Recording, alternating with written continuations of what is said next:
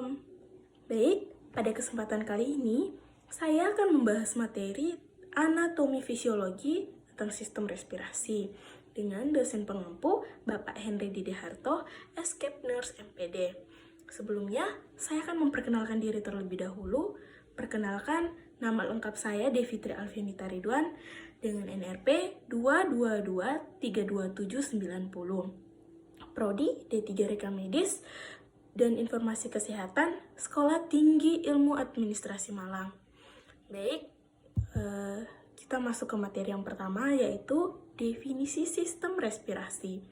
Di sini menjelaskan bahwa sistem respirasi adalah sistem yang membawa oksigen melalui jalan napas kemudian ke alveoli yang kemudian akan mengalami difusi ke darah untuk ditransportasikan.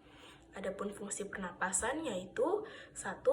Mengambil oksigen yang kemudian dibawa oleh darah ke seluruh tubuh atau sel-selnya untuk mengadakan metabolisme.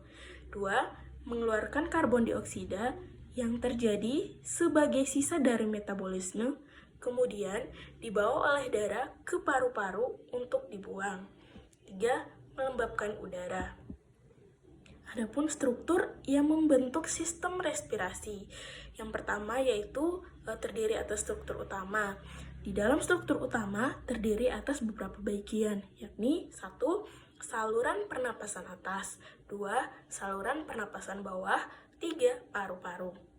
Yang kedua, struktur pelengkap. Di dalam struktur pelengkap terdiri dari 1. Dinding dada, 2. Kosta, 3. Otot pernapasan, 4. Diafragma, 5. Pleura.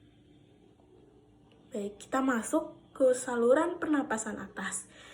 Di dalam saluran pernapasan atas terdiri ada beberapa bagian. Yang pertama yaitu rongga hidung atau kafum nasi.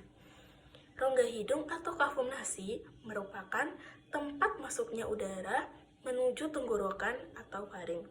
Rongga hidung dimulai dari vestibulum, yakni pada bagian anterior ke bagian posterior yang berbatasan dengan nasofaring.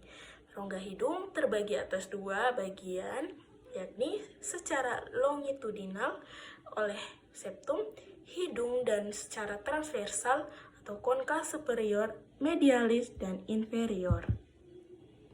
Rongga hidung terdiri atas yang pertama, 1. Vestibulum yang dilapisi oleh sel submukosa sebagai proteksi. 2. Rambut di dalam rongga hidung yang berperan sebagai penapis udara.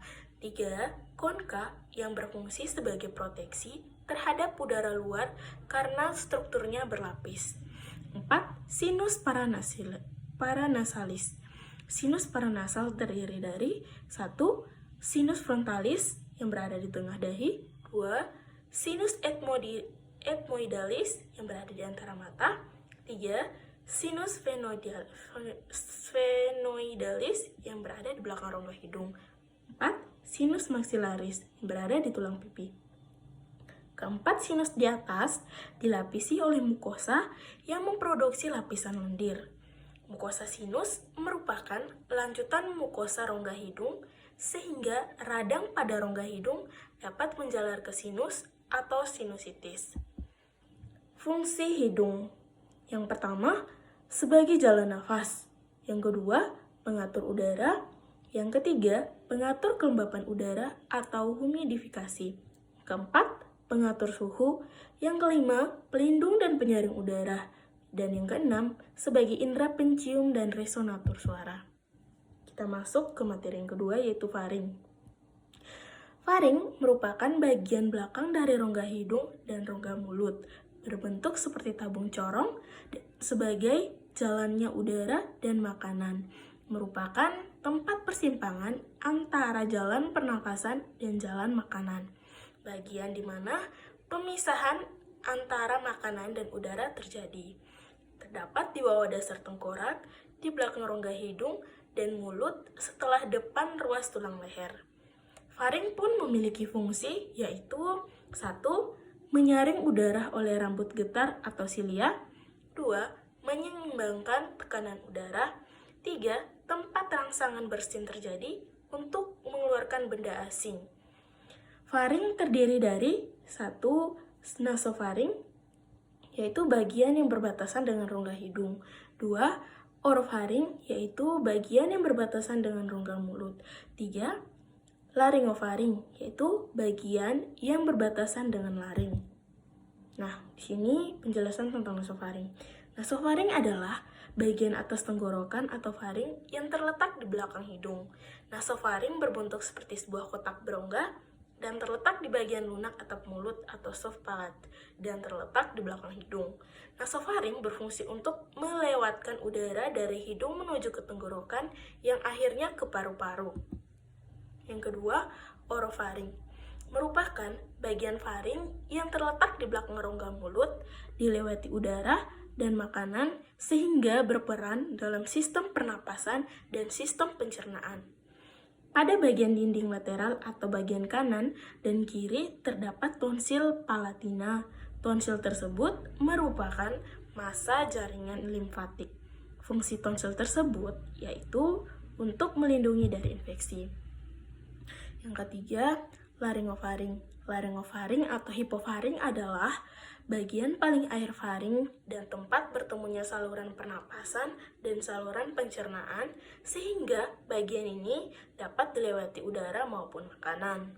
Pada bagian ini terdapat pita suara dan epiglotis atau katup pangkal tenggorokan atau trakea, atau yang biasa disebut saluran pernafasan. Saat menelan makanan, epiglotis menutupi laring sehingga makanan tidak masuk ke dalam tenggorokan, namun sebaliknya pada waktu bernapas, epiglotis akan membuka udara masuk ke dalam laring, kemudian menuju tenggorokan atau trakea atau saluran pernafasan. Kita masuk ke laring. Laring adalah bagian dari saluran pernafasan bagian atas yang merupakan suatu rangkaian tulang rawan yang berbentuk corong dan terletak setinggi vertebra cervicalis 4 sampai dengan 6. Laring memiliki fungsi yaitu 1. Menghasilkan suara. 2. Laring memiliki organ yang disebut pita suara yang berperan sangat penting dalam pembentukan suara. 2. Mengarahkan makanan masuk. Laring juga berfungsi untuk membantu mengarahkan makanan masuk ke esofagus. Saat makan, gerakan mundur lidah memaksa epiglotis atau kartilago pada laring untuk menutupi glotis atau bagian tengah laring agar makanan tidak masuk ke paru-paru. Ya, melindungi saluran pernapasan. Nah, di bagian pangkal laring terdapat epiglotis yang berfungsi sebagai katup pangkal tenggorokan.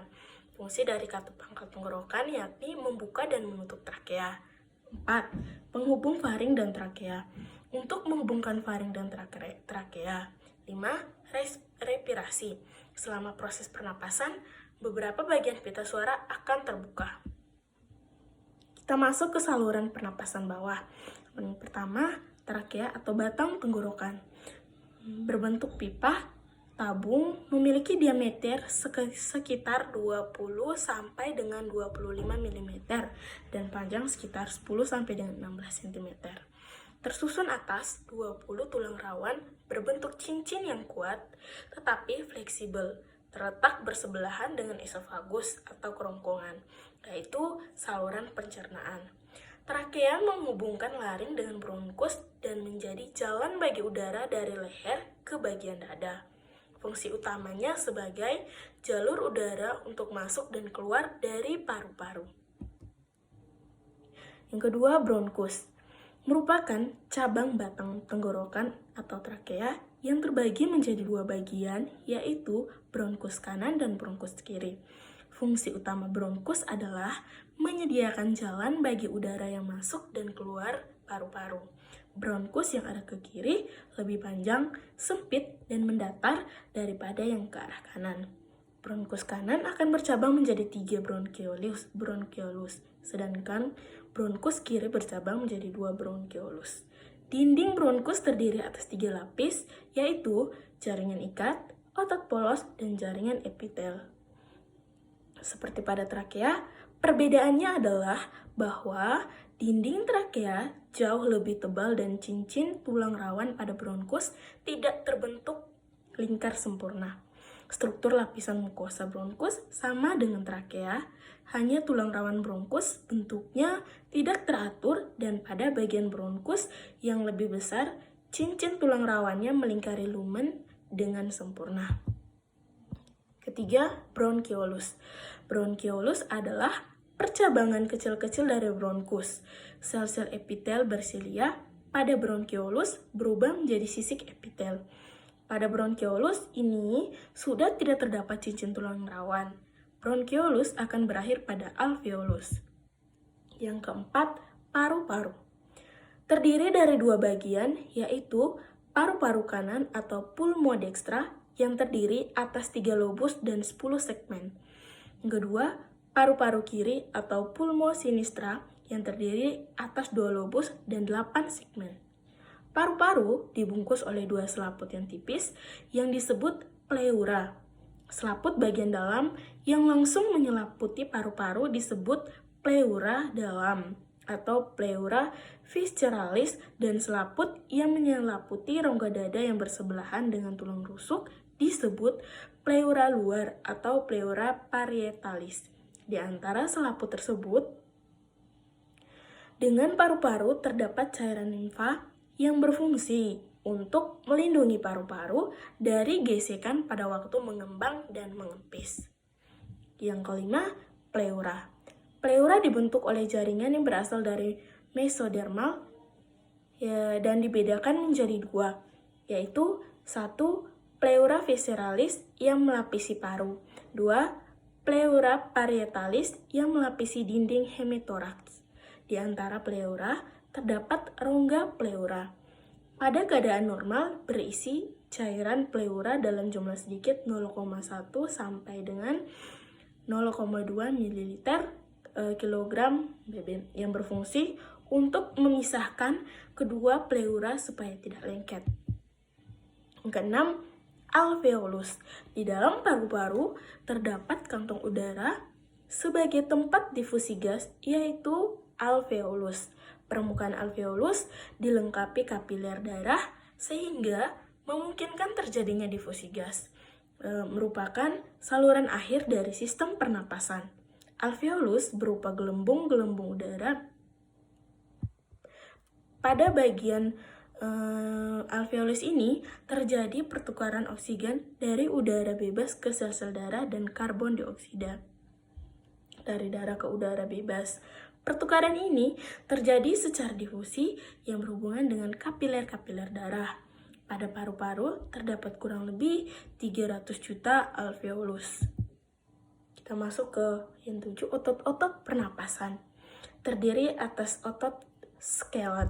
Yang pertama, otot inspirasi utama. Dalam otot inspirasi utama terdiri dari 1. Musculus intercostalis internal, 2. Musculus intercartilaginous parasternal. Yang ketiga, otot diafragma. Yang kedua, otot inspirasi tambahan atau otot bantu napas. Di dalam otot inspirasi tambahan terdiri atas yang pertama, musculus calenus anterior, 2. musculus calenus medius, 3. musculus calenus posterior. Selanjutnya kita masuk ke diafragma. Diafragma yaitu suatu septum berupa jaringan musculotendineus yang memisahkan rongga toraks dengan rongga abdomen dasar dari rongga toraks. Diafragma merupakan otot yang paling utama untuk bernapas dan merupakan lembaran-lembaran otot tipis yang bersinergi atau melekat pada iga terbawah dan dipersyarafi nervus phreniticus yang berasal dari segmen 3, 4, dan 5. Kita masuk yang terakhir yaitu vaskularisasi. Vaskularisasi adalah sistem pembuluh darah yang terdiri atas 2 bagian. Yang pertama, arteri pulmonalis yang keluar dari ventrikel kanan berfungsi dalam sistem respirasi. 2. Arteri bronchialis berperan dalam menyediakan bahan makanan yang dibutuhkan paru. Baik, sekian pembahasan materi anatomi fisiologi dari saya. Apabila terdapat kesalahan kata maupun penjelasan yang kurang jelas, mohon dimaafkan. Semoga pembahasan materi kali ini dapat bermanfaat bagi kita semua dan teman-teman semua yang telah menonton. Terima kasih. Wassalamualaikum warahmatullahi wabarakatuh.